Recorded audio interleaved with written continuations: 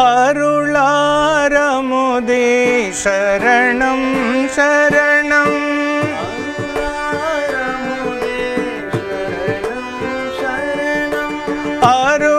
அருளாரமுதே சரணம் சரணம்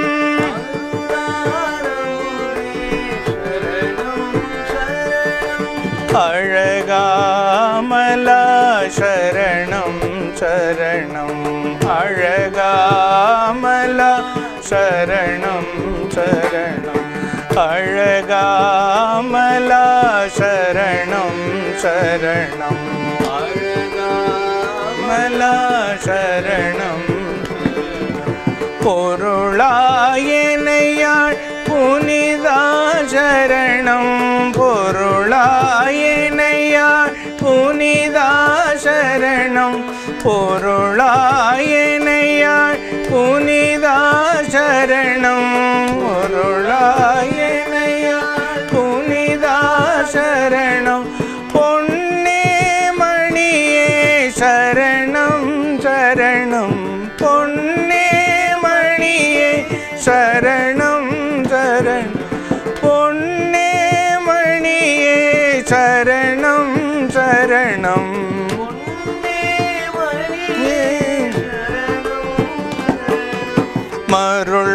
மருள்வார்கரியாய் சரணம் சரணம் மருள்வார்கரியாய் சரணம் சரணம் மருள்வார்கரியாய் சரணம் சரணம்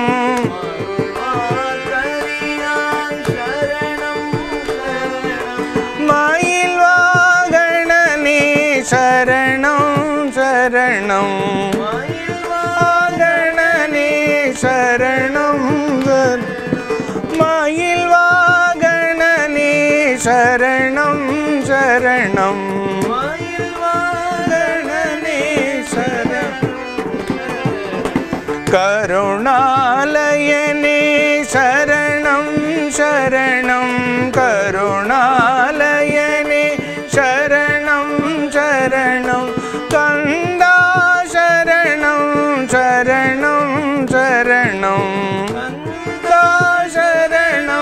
சரணம் சரணம் கருணாலயனே சரணம் சரணம் கருணாலயனே சரணம் சரணம் கந்தா சரணம் சரணம் சரணம் சரணம் சரணம் கந்தா சரணம் சரணம் சரணம் கந்தா சரணம் சரணம் சரணம்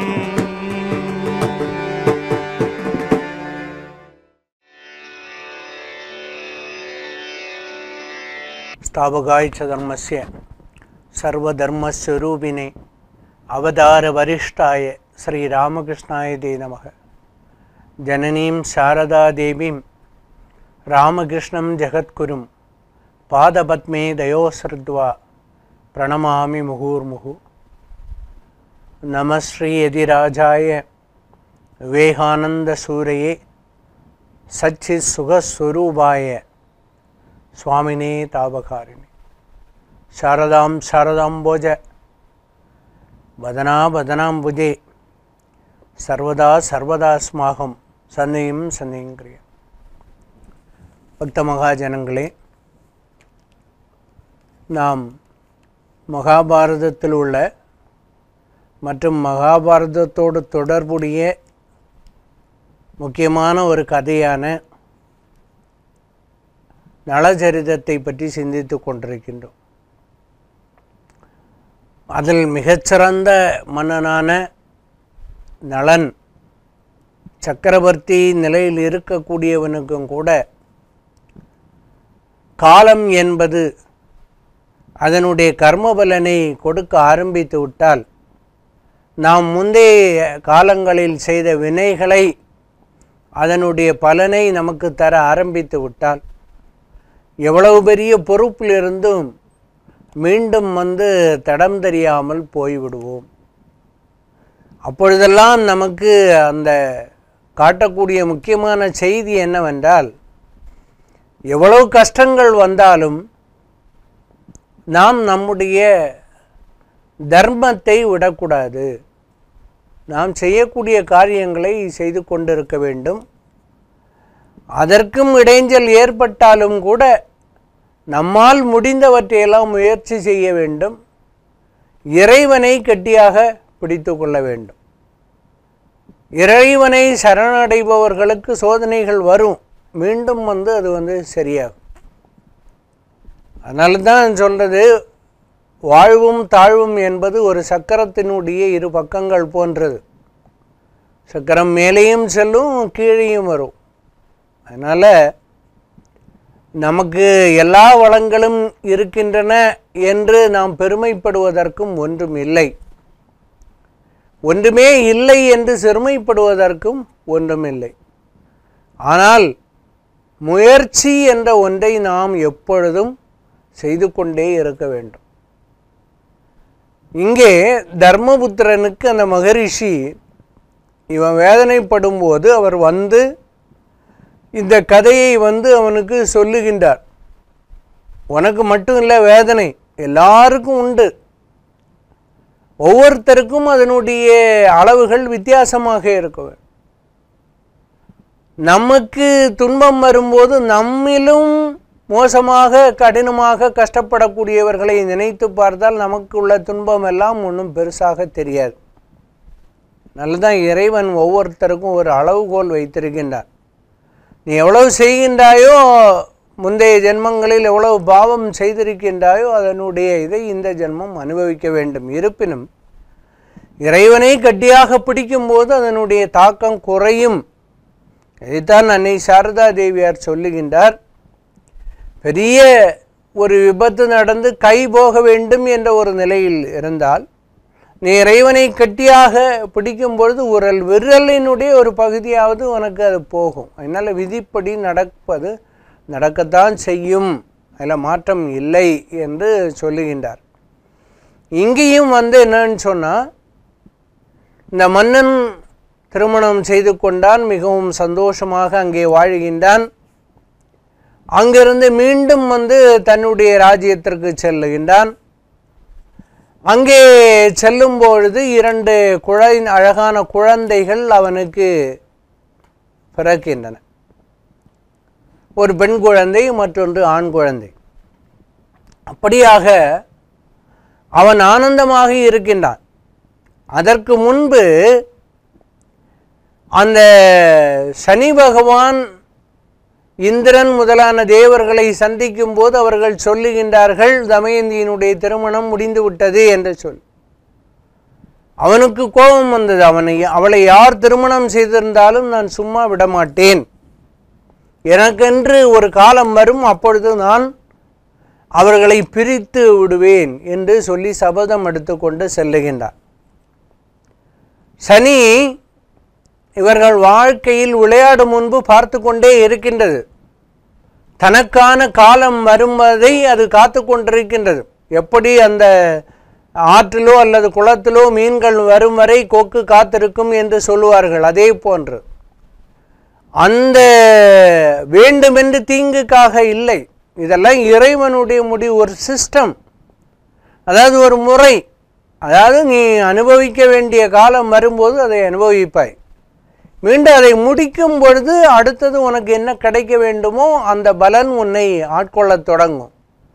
அப்போ இனி வரக்கூடிய காலம் நல்ல காலம் என்று சொல்லிக்கொண்டு அயர்ந்து தூங்கி கொண்டிருந்தால் ஒன்றும் நம்மை தேடி வராது, எந்த அருள் கடாட்சமும் நமக்கு கிடைக்கும். அதனால் எல்லாவற்றிற்கும் முயற்சியான ஒன்று வேண்டும். பகவான் ஸ்ரீராமகிருஷ்ணர் இறைவனை கட்டியாக பிடித்தார், இறையோடு கலந்தார். அதற்கு அவர் எவ்வளவோ சாதனைகள் செய்தார். சாதாரண மனிதர்கள் பண்ண முடியாது அந்த அளவு கடினமான சாதனைகளை செய்து இறைமயமாக மாறிவிட்டார், இறைவனாகவே மாறிவிட்டார். அப்போ அவ்வளவு முயற்சி எடுத்ததுனால்தான் அப்படி மாற முடிந்தது. பகவான் ஸ்ரீராமகிருஷ்ணர் இருந்த காலத்தில் எத்தனையோ படித்தவர்கள் இருந்தார்கள், பெரிய பண்டிதர்களாக இருந்தார்கள். ஆனால் அவர்களுடைய பெயர்களெல்லாம் இன்று வரலாற்றில் இல்லை. அவர்கள் எங்கிருந்தார்கள் என்பதெல்லாம் தெரியவில்லை. அந்த மாதிரி பகவானை கட்டியாக பிடிப்பதற்கும் கூட முயற்சி தேவை, கடினமான உழைப்பு தேவை. நமக்கு ஜோதிடர்கள் சொல்லுவார்கள், இப்பொழுது சனிக்காலம், இந்த காலம் முடிந்த பிறகு உனக்கு அடுத்த நல்ல காலம் வரும் என்று ஒரு இதுக்காக சொல்லுவாங்க. ஏன்னா இவன் மனதளவில் பாதிக்கப்படக்கூடாதே என்ற ஒரு நோக்கத்தில் அதை சொல்லுவார். நல்ல காலம் வந்து விட்டது, இனி எல்லாம் நடக்கும் என்று சொல்லி கொண்டு சும்மா இருந்தால் எதுவுமே நடக்காது. அதை நாம் இந்த புராணங்கள் மூலமாக தெரிந்து கொள்ள வேண்டிய ஒரு விஷயம். இங்கே சனி பகவான் பார்த்து கொண்டிருக்கின்றான். இவன் ஏதாவது ஒரு தவறு செய்தால் இவனை பிடித்து விட வேண்டும் என்று சொல்லி, அப்பொழுது எந்த வேலை செய்தாலும் திருத்தமாக செய்ய வேண்டும். இவன் ஒரு நாள் சாயங்கால வேளையில் வீட்டிற்குள்ள வெளியே இருந்து அரண்மனைக்குள் பிரவேசம் செய்யும் போது காலை கழுவுகின்றார் தண்ணீரால். அப்பொழுது எல்லா பக்கத்திலும் தண்ணீர் வந்து சரியாக படவில்லை, ஒரு சிறு பகுதியில் தண்ணீர் படவில்லை. அது ஒரு தோஷமாக கருதப்படுகிறது. எனவே அதை பார்த்த சனி, எனக்கு ஒரு வாய்ப்பு கிடைத்து விட்டது என்று ஒரு ஈ வடிவத்தில் அங்கே போய் உட்காருகின்றார். அந்த இடத்தில் உட்கார்ந்து கொண்டு கொஞ்சம் கொஞ்சமாக வியாபித்து தன்னை முழுவதுமாக அங்கே படைத்து விடுகின்றார். இப்பொழுது இவன் சனியாக ஆட்கொள்ளப்பட்டவன். இனி வரக்கூடிய காலங்களெல்லாம் சனி உள்ளிருந்து அவனை எப்படி நடத்துமோ அப்படித்தான் நடக்கும். அதாவது என்ன செய்வார் என்றால், ஒருத்தன் பேசுவதை வைத்தே அவனுக்கு நேரம் சரியாக இருக்கின்றதா தப்பாக இருக்கின்றதா என்று சொல்லிவிடுவார். அதான் ஒரு சிலர் அகம்பாவத்தால் பேசும்போது சில பெரியவர்கள் சொல்லுவார்கள், விளையாட்டாக சொல்லுவார்கள், பாரு இவனுக்கு நாக்கில் சனி, அடுத்த என்னென்ன கஷ்டங்கள் அனுபவிக்க போடுகின்றானோ தெரியாது என்று சொல்லி. அவர்கள் அப்படி விளையாட்டாக சொன்னாலும் அந்த சனியினுடைய ஆதிக்கம் என்பது சொல் வடிவத்தில் போகும். இவன் பேசக்கூடிய பேச்சை வச்சு சிக்கி சீரழிந்து விடுவார். அதனால தான் தேவையில்லாமல் எதையும் பேசாத, அடக்கத்தோடு இருந்து கொள் என்று சொல்லி, எப்பொழுதும் உயர்ந்த சிந்தனையை நோக்கி செல் என்றெல்லாம் நம்முடைய புராணங்கள் நமக்கு நிறைய விஷயங்களை உணர்த்துகின்றது. இங்கே இவனை பிடித்து சனி பிடித்து கொண்டான். அடுத்த இவனுடைய ஒவ்வொரு நடவடிக்கைகளும் சற்று வித்தியாசமாகவே மாறுகின்றது.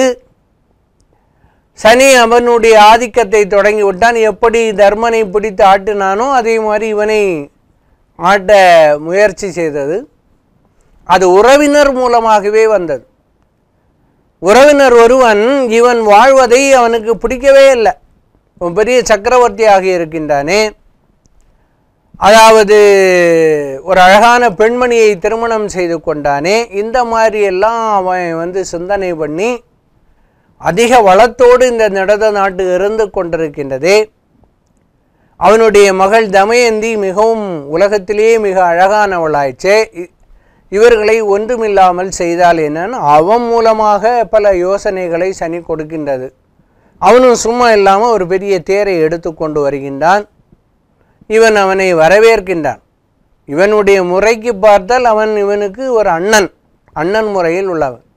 அப்போ உறவினர்கள் மூலமாகத்தான் வருகிறது. அதனால்தான் மகாபாரதம் சொல்லுகின்றது, நீ பகைத்து கொள்ளலாம், நண்பர்களை கூட பகைத்து கொள்ளலாம், ஆனால் உறவினர்களை பகைத்து கொள்ளும் போது அதனால் வரக்கூடிய பகை மிகப்பெரிய பகையாக இருக்கும் என்று சொல். இவன் வந்த உடனே என்னன்னு சொன்னால், நான் உன்னுடன் சூது விளையாட வேண்டும் என்று சொல்லுவேன். உடனே இவன் அலட்சியமாக, என்கிட்டயா சூது விளையாட வாரா, என்ன நீ ஜெயித்திருவியா என்று கேட்கின்றான். இருவருக்கும் வாய்ப்போர் தொடங்குகின்றது. அங்கே விளையாடினார்கள். அவன் நயவஞ்சமாக இவனை தோற்கடித்து விட்டான். இங்கே வேற சனி பிடித்திருக்கு, அங்கேயும் சனி இருந்து விளையாடுது. அதனால் இவன் கற்ற வித்தைகளை சிலவற்றை மறந்தான், தோற்று விட்டான்.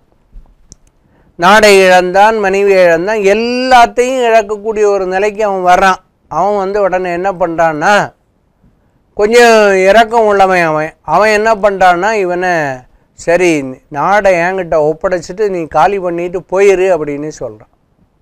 அவன் பெயர் புஷ்கரன். இவனை துரத்தி விடுகின்றான். அப்போ இவனும் சட்டப்படி அனைத்தையும் அவனிடம் ஒப்படைத்து விட்டு அதுவரை தனக்கு உதவி செய்யக்கூடிய சேவகர்களில் ஒரு பெரிய அந்தனர் ஒருத்தரை அழைத்தார். அந்தனரே, என்னுடைய மனைவியையும் குழந்தைகளையும் என்னுடைய மாமனார் வீட்டுக்கு கொண்டு சேர்த்து விடுங்கள் என்று சொல்லுகின்றார். இப்போ தமயந்தி சொல்லுகின்றால், இல்லை, கணவன் இருக்கக்கூடிய இடத்துல தான் நான் இருப்பேன், நான் விட்டு செல்ல மாட்டேன் என்று பிடிவாதம் செய்கின்றார். எப்பொழுது ராமபிரான் காற்றுக்கு போகின்றாரோ அப்பொழுது சீதாதேவி கணவருடன் நான் இருப்பதுதான் முறை என்று சொல்லி தர்க்கம் செய்து கணவருடனே இருக்கின்றாரோ அதே போல கற்புக்கரசியான தமயந்தியும் நீங்கள் சொன்னது போல நம்ம குழந்தைகளை அனுப்பிவிடுவோம், நான் நீங்கள் எங்கு சென்றாலும் உங்களுக்கு துணையாக இருப்பேன் என்று வருகின்றான். வேறு வழி இல்லை, அந்த குழந்தைகளை அவனுடைய மாமனார் வீட்டு வீமன் அவருடைய வீட்டிற்கு அனுப்பிவிட்டான். இவன் அந்த நாட்டை விட்டு கிளம்பி வெகு தூரம் செல்லுகின்றான். நடந்து நடந்து செல்லுகின்றான்.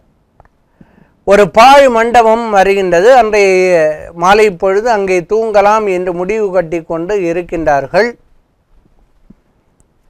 அப்பொழுது ஒரு அழகான புறா அங்கே தோன்றுகின்றது. பாருங்க, சனியினுடைய விளையாட்டு. அது சனி பகவான் தான், கலிபுருஷன் தான் புறாவாக வருகின்றார். எப்படி சீதாதேவியை ஒரு மாயமான் மயக்கியதோ அதே போன்று இவனை அந்த புறா, இவன் புறாவை பார்க்கின்றான். அதற்கு அதிக முக்கியத்துவம் கொடுக்கவில்லை. ஆனால் தமயந்தி சொல்லுகின்றாள், இப்பொழுதே அந்த புறாவை பிடித்து என்னிடம் ஒப்படைக்க வேண்டும் என்று சொன்னான். இவன் தமயந்தியினுடைய அனைத்து அதாவது விருப்பங்களையும் உடனடியாக நிறைவேற்றக்கூடிய. எனவே இவன் என்ன செய்கின்றான் என்றால், எழுந்து ஓடுகின்றான். பக்கத்தில் போகும்போது அது சற்று தூரத்திற்கு சென்று விடுகின்றது. பக்கத்தில் செல்லும்போது மீண்டும் தூரத்திற்கு சென்று விடுகின்றது. பார்த்தான், தன்னுடைய ஆடையை அவிழ்த்தான், அதை வலை போன்று பின்னினான், புறாவின் மீது வீசினான். புறாவானது அதை லாவகமாக பிடித்து தூக்கி சென்று விட்டான். போகும் வழியில் சொன்னான், நளனே, உன்னை நான் தான் பிடித்திருக்கின்றேன், கலி, உன்னிடமிருந்து இந்த ஆடையை பறித்தது நானே என்று சொல்லி கொண்டு சென்று விட்டான். இப்பொழுது இவன் வந்தான். என்ன செய்வது என்று தெரியவில்லை. ஆடையும் இழந்து விட்டான். பார்த்தான், தன்னுடைய மனைவி அணிந்திருந்த ஆடையில் ஒரு பகுதியை கிழித்தான். அதை இவன் வஸ்திரமாக செய்து கொண்டான். இரவு நேரம் இருவரும் தூங்கி கொண்டிருக்கின்றார்கள். இவன் நினைத்தான், இவள் என்னை விட்டு பிரிய மாட்டாள், எனவே இவளை பிரிய வேண்டும் என்றால் இவளை விட்டு விட்டு செல்ல வேண்டும். இவள் சாதாரண பெண்மணி அல்ல, தெய்வீக தன்மை கொண்டவள். அதனால வேற யாரும் அவளை ஒன்றும் பண்ணிவிட முடியாது. தெய்வ சக்தி நிரம்பியவள். அதனால நம்ம விட்டுட்டு போனாலும் யாராவது இவளை கொண்டு போய் அவனுடைய தந்தையிடம் சேர்த்து விடுவார்கள் என்ற ஒரு நிலையில் சிந்தனை செய்து கொண்டு இரவு நேரம் நல்ல பௌர்ணமி வெளிச்சம், அந்த சமயம் அவன் விட்டு விட்டு சென்று விடுகின்றான். அப்படியே அவன் சென்று கொண்டிருக்கும் போது திடீரென்று ஒரு இடத்தில் அக்னி, அங்கே ஒரு நாகப்பாம்பானது அந்த தீயில் கொஞ்சம் கொஞ்சமாக கருகி கொண்டிருக்கின்றது. அதாவது இறைவனால் மனிதனுக்கு என்ன மாதிரியெல்லாம் சோதனைகள் வருகின்றது. கஷ்டங்கள் வரும்போது பார்த்திங்கன்னா எல்லாரும் கையை விரித்து விடுவார்கள். அந்த கையை விரிக்கக்கூடிய சூழ்நிலையை அனுபவித்தனுக்கு தான் தெரியும், மற்றவனுக்கு தெரியவே தெரியாது. சிலர்லாம் வாழ்நாளில் அதில் ஒரு சில பெர்சன்டேஜ், அதாவது ஒரு சில பங்குகள் கூட அனுபவிக்க மாட்டாங்க. அவங்க எல்லாம் அந்த மாதிரி பூர்வ ஜென்மத்தில் நல்ல கர்மா உடையவர்கள். அதனால் இவன் என்ன பண்ணுறான்னா, போகும்போது பார்க்கின்றான், தீக்க நடுவில் பாம்பு நிற்கிது. என்னை காப்பாற்று நளனே, என்னை காப்பாற்று என்று அழைக்கின்றது. இவன் ஆபத்து தன்னை அறைகூகின்றது என்று நினைக்காமல் நேராக செல்லுகின்றான்.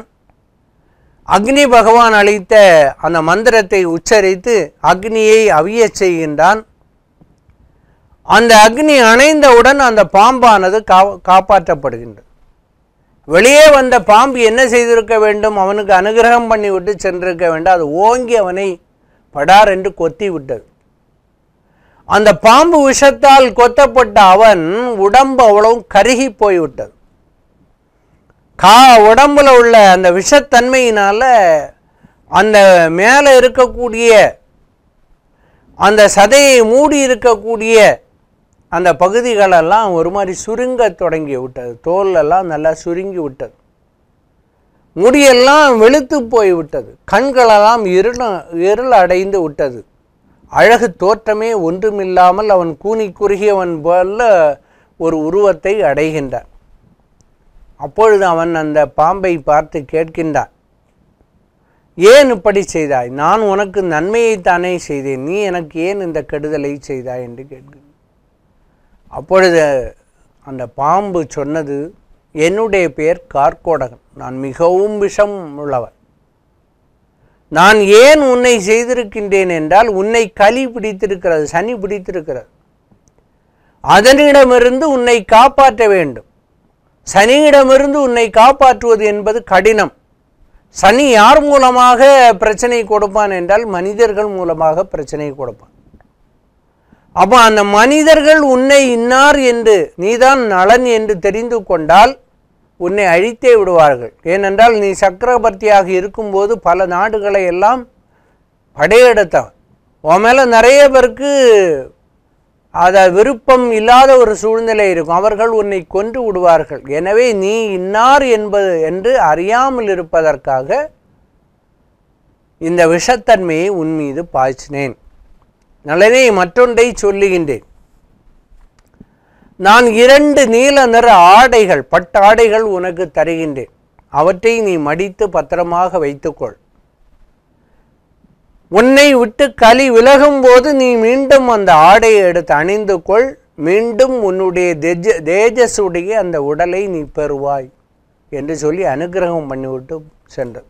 அப்பொழுது இவன் நினைக்கின்றான், சரி, களி கஷ்டத்தை கொடுத்தாலும் ஒரு பகுதியில் இறைவன் நன்மையைத்தான் தருகின்றான்.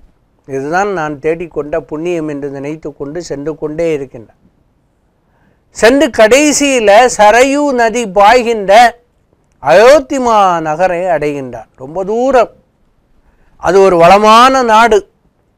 அங்கே அழகான அரண்மனை. ஒரு சிற்றரசன் தான் அங்கே ஆட்சி பண்ணி கொண்டிருக்கின்றான். அவன் பெயர் எருகுபன்னன். அந்த சிற்றரசன் இவனை பார்க்கின்றான். தூரத்தில் இவன் வித்தியாசமானவனாக இருக்கின்றானே என்று சொல்லி இவனை விசாரிக்கின்றான். இவன் எதையுமே சொல்லவில்லை. ரொம்ப தூர தேசத்திலிருந்து வருகின்றேன். நான் மிக அற்புதமாக சமைக்கக்கூடிய ஒரு தன்மை கொண்டவன், மிக அற்புதமாக தேரை ஓட்டக்கூடிய சக்தியும் கொண்டவன் என்று சொல்லுகின்றான். உடனடியாக அவன் வேலைக்கு அமர்த்துகின்றான். இவனை சமையல்காரனாக அமர்த்துகின்றான். இவன் நலபாகம் என்று சொல்வார்கள். மிக அற்புதமாக சமைத்து அந்த அரசனுக்கு போடுகின்றான். அரசன் விதவிதமாக அதை சாப்பிட்டு கொண்டிருக்கின்றான். ஒரு நாள் இங்கே என்ன ஆயிடுச்சுன்னு சொன்னால், தமயந்தி தனித்து விடப்படுகின்றான். அந்த தமயந்தி அப்படியே காலை எழுந்து நடக்கும் பொழுது அவளை ஒரு பாம்பு, மலை பாம்பு சுற்றி கொள்கின்றது. இவள் அலறுகின்றால். அந்த இடத்தில் ஓடி ஒரு வேடன் காப்பாற்றுகின்றான். காப்பாற்றிய வேடன் இவளை பார்க்கின்றான். இவளை தவறான முறையில் தொட நினைக்கின்றான். உடனடியாக அவள் தன்னுடைய கற்பின் சக்தியால் அவனை எரித்து விடுகின்றான். என்ன செய்வது என்று அந்த வழியில் காத்திருக்கும் போது சில வணிகர்கள் வருகின்றார்கள். அவர்களிடம் விஷயத்தை சொல்கின்றார்கள். அவர்களுடைய சித்தப்பாவினுடைய ஊரில் கொண்டு சென்று விடுகின்றார். இப்போ அங்கே போகும்போது அவளுடைய சித்தப்பா, அவளுடைய பேர் சுபாகு, இவளை இன்னார் என்று அடையாளம் கண்டு கொள்ளவில்லை. ஏனென்றால் இவள் மிக மெல்லிய கூந்தலை கொண்டிருக்கின்றாள். அவள் உடுத்திருக்கக்கூடிய துணிமணிகளெல்லாம் ரொம்ப அழுக்கடைந்திருக்கின்றது. ஒரு பணிப்பெண்ணாக வைத்து கொள்ளலாம் என்று சொல்லி சில காலம் அங்கே தங்க சொல்லுகின்றார். இவள் அங்கிருந்து அவனையே நினைத்து கொண்டிருக்கின்றான், நளனையே நினைத்து கொண்டிருக்கின்றான். அப்போ என்னன்னு சொன்னால், அதாவது குழந்தையும் இப்படி ஆயிடுச்சு, இதுவும் இப்படி ஆயிடுச்சு, என்ன செய்வது என்று தெரியாமல் வேதனைப்பட்டு கொண்டிருக்கின்றான். இப்போ இங்கே என்னன்னா, அந்த வீமன் குழந்தைகளை கவனித்து கொண்டிருக்கக்கூடிய இவளுடைய தந்தை இவளை தேடி, அதாவது தமயந்தியை தேடி ஒருவரை அனுப்புகின்றார். அவர் ரொம்ப திறமையான மனிதர், சுதேவன் என்று. சுதேவன் எல்லா இடங்களிலும் சுற்றி அணைந்து சுபாகுவினுடைய அரண்மனையில் இவள் இருப்பதை காண்கின்றார். உடனடியாக சுபாகுவுடன் சொல்லுகின்றாள், வந்திருப்போல் வேறு யாரும் இல்லை, உன்னுடைய மகள் தமயந்தி இப்படி கணவனை எங்கேயோ பறி கொடுத்து விட்டாள் என்ற விவரங்களெல்லாம் சொன்ன உடனே அவன் அழகாக கவனித்து கொண்டு தன்னுடைய தந்தையினுடைய வீட்டிற்கு அனுப்பி விடுகின்றான். இப்போ வீமனிடம் இவனும் வந்து சேர்ந்தாச்சு. அதே சுதேவனிடம் இவன் வந்து மற்றொரு வேலையை ஒப்படைக்கின்றான். வீமனே, நீ நளன் எங்கு இருக்கின்றான் என்பதை தெரிந்து வா என்று சொல். இவன் தேசமெல்லாம் சுற்றி அலைகின்றால் ஆண்டுகள் பல நகர்கின்றது. அதுக்கு பிறகு அந்த கலிகாலம் முடியக்கூடிய சமயத்தில் இங்கே வந்து பார்க்கின்றான். இந்த அரண்மனையில், இருகுமன்னனுடைய அரண்மனையில் இவன் இருப்பதை பார்க்கின்றான். ஆனால் உருவமெல்லாம் கருத்து போயிருந்தது. இவன்தான் நளன் என்று தெரிந்து கொண்டான். ஆனாலும் சபையோர் முன்னிலையில் ஒரு கேள்வியை கேட்கின்றான் இவன். அதாவது, நடுவழியில் ஒருவன் ஒரு பெண்ணை ஏன் தனியாக விட்டு வருகின்றால், அதற்கு காரணம் என்ன என்று கேட்கின்றான். அங்கே இருக்கக்கூடிய அவையோர்களுக்கு இவன் கேட்டது புரியல. ஆனால் இவனுக்கு புரிந்து விட்டது. நளன் எந்திரிச்சு சொல்லுகின்றான், அது அவனுடைய கர்மபலன், நேரம் மோசமாக இருக்கும்போது வேறு வழி இல்லாமல் விட்டான் என்று சொல்லி உடனடியாக இவன் தான் நளன் என்று புரிந்து கொள்கின்றான். இப்போ இந்த இருதுபனனை மீண்டும் இந்த நளனை அழைத்து கொண்டு வீமனிடம் வரவழைக்க வேண்டும். அதற்கு இவன் ஒரு வேலையை செய்கின்றான். சுபாகு சென்று விட்டு சில நாள் கழித்து வந்து சொல்லுகின்றான், இருதுபன்னன் அரசவையில் இந்த அவன் வந்து உணவு உண்டு கொண்டிருக்கும் போது அங்கே வந்து இவர் இருக்கின்றார், நளன் இருக்கின்றார், பரிமாறிக்கொண்டிருக்கின்றார். அப்பொழுது சொல்லுகின்றார், இப்படி வீமன் என்ற அரசன் தன்னுடைய மகள் தமயந்திக்காக மற்றொரு விவாகத்தை ஏற்பாடு செய்திருக்கின்றார். அவள் சிவன் அருளால் மீண்டும் அவள் வந்து தன்னுடைய புது உருவத்தை பெற்றிருக்கின்றாள். அவள் வந்து அவளை திருமணம் செய்ய விரும்புவர்கள் வரலாம் என்று அரசன் அழைத்திருக்கின்றான் என்று சொல். இவன் ஏற்கனவே தமயந்தியினுடைய அழகை கேள்விப்பட்டிருக்கின்றான் இருதுபன்னன். அவன் இவன் முகத்தை பார்க்கின்றான், அதாவது நளனுடைய முகத்தை பார்க்கின்றான். நளனுக்கு புரிந்து விட்டது, யாரோ தம்மை அழைத்து செல்வதற்காக தான் இந்த வேலையெல்லாம் செய்கின்றார்கள் என்று. சரி, நம்முடைய நாட்கள் முடிந்து விட்டதென்றால் நாமும் செல்லலாமே என்று நினைத்து கொண்டிருக்கும் போது இந்த அரசன் குழம்பிக் கொண்டிருக்கின்றான். அப்போ சொன்னான், அரசே, எதற்காக குழம்புகின்றீர்கள் என்று. இல்லை, நான் வீமனுடைய ராஜ்யத்திற்கு செல்ல வேண்டும் என்றால் ரொம்ப தூரம், ஒரே நாளில் போக முடியாது. நாளைக்கு வந்து நாளை மறுநாள் வந்து அங்கே தமயந்தியினுடைய திருமணம் நடக்க இருக்கின்றது. நான் வந்து மாலையிட விரும்புகிறேன், என்னை எப்படி அழைத்து செல்ல உன்னால் முடியுமான்? போய் சொல்லுகின்றான், என்னால் நிச்சயமாக முடியும். நான் காற்று வேகத்தில் குதிரை ஓட்டக்கூடிய வித்தையை பயின்றவன். அப்படி என்றால் இப்பொழுதே புறப்படுவோம் என்று அந்த வேகத்தில் குதிரையை ஓட்டி செல்லுகின்றான். அரசனும் ஆச்சரியப்படுகின்றான். அங்கே சென்று சேர்கின்றார்கள். வீமன் மகாராஜா இவர்களை அப்படி பக்தியோடு வரவேற்கின்றான். கேட்கின்றான், இருதுபன்னா, எதற்கு நீ வந்தாய் என்று. அப்பொழுதுதான் தெரியும் அங்கே இதெல்லாம் கிடையாது, சுயம்பரமெல்லாம் கிடையாது என்று சொல்லி. அப்பொழுது சுதேவன் அந்த மன்னனை தனியாக அழைத்து கொண்டு நடந்த விஷயங்களை எல்லாம் சொல்லுகின்றான். இப்படி உங்களுடன் வந்திருப்பவர் சாதாரண மனிதர் அல்ல, அவர் சக்கரவர்த்தி. அவர் ஏதோ ஒரு காரணத்தினால இந்த மாதிரி ஆயிட்டார். அவரை மீண்டும் அழைத்து வருவதற்கு தான் இந்த இது அப்படி. அப்போ இரவு நேரம் இந்த இருதுபன்னன் நளனை சந்தித்து மன்னிப்பு கேட்கின்றார். என்னை மன்னித்து விடு, நீ எனக்கெல்லாம் சக்கரவர்த்தி, நீ எனக்கு போய் பணிவிடை செய்து கொண்டிருந்தாய். அப்போ நளன் வேறொன்றும் சொல்லவில்லை. காலம் கெட்டுவிட்டதென்றால் எல்லாம் அதன் விதிப்படி நடந்தே ஆகும், நீ கவலைப்படாதே என்று சொல்லி இருவரும் வெகு நேரம் பேசிக்கொள்கின்றார். அப்பொழுது நளன் அதிக வேகமாக குதிரை ஓட்டக்கூடிய அந்த மந்திரத்தை இவனுக்கு சொல்லி கொடுக்கின்றான். அவன் அதாவது மந்திரங்களை உபயோகப்படுத்தி சூதாட்டத்தை எப்படி ஈஸியாக வென்று கொள்வது, சில தேவதைகளை எப்படி வசியப்படுத்துவது, ஒரு மரத்தில் உள்ள இலைகளை எப்படி எண்ணுவது, காய்களை எண்ணுவது போன்ற வித்தைகளை எல்லாம் இருவரும் பரிமாறிக்கொள்கிறார். மறுநாள் வீமனும் தமயந்தியும் வந்து இவரை பார்த்து, இவர்களை வணங்கி நளனிடம் சொல்லுகின்றார்கள், நீங்கள் ஏன் உங்களுடைய உண்மையான வடிவத்தை எங்களுக்கு காட்டக்கூடாது என்று கேட்கின்றார். அப்பொழுது கலிபுருஷன் மற்றவர்கள் கண்ணுக்கு தெரியாமல் அங்கே தோன்றி, உன்னை நான் விட்டு செல்லுகின்றேன், உன்னுடைய இந்த கதையை யார் கேட்கின்றார்களோ அவர்களை நான் பீடிப்பதில்லை, நான் தொடுவதில்லை என்று சொல்லி ஒரு வரத்தை அளித்து கொண்டு செல்கின்றான். உனக்கு இனிமேல் நல்ல காலம் பிறக்கும் என்று மட்டும் அனுகிரகம் பண்ணிவிட்டு செல்கின்றான்.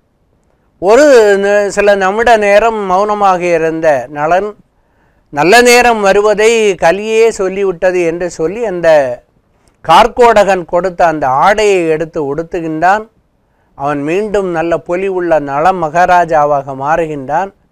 மீண்டும் தன்னுடைய நாட்டிற்கு சென்று அங்கு இருக்கக்கூடியவனிடம் சூதாடி அவனை வென்று அவனை திருப்பி அனுப்பிவிடுகின்றான். அந்த புஷ்கரனை அனுப்பிவிடுகின்றான். மீண்டும் சக்கரவர்த்தியாக பொறுப்பேற்று சந்தோஷமாக இருக்கின்றார். இந்த விஷயங்களிலிருந்து நாம் புரிந்து கொள்ள வேண்டிய விஷயம் என்னவென்றால் ஒன்றே ஒன்றுதான். எல்லா மனிதர்களுக்கும் அவர்கள் செய்த முற்பிறப்பின் காரணமாக நல்வினையோ தீவினையோ வருவது இயல்பு.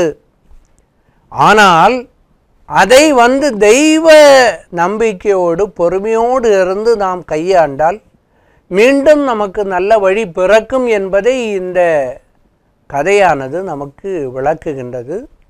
இந்த கதையை சொல்லி தர்மபுத்திரனை அந்த முனிவர் சாந்தப்படுத்தினார்.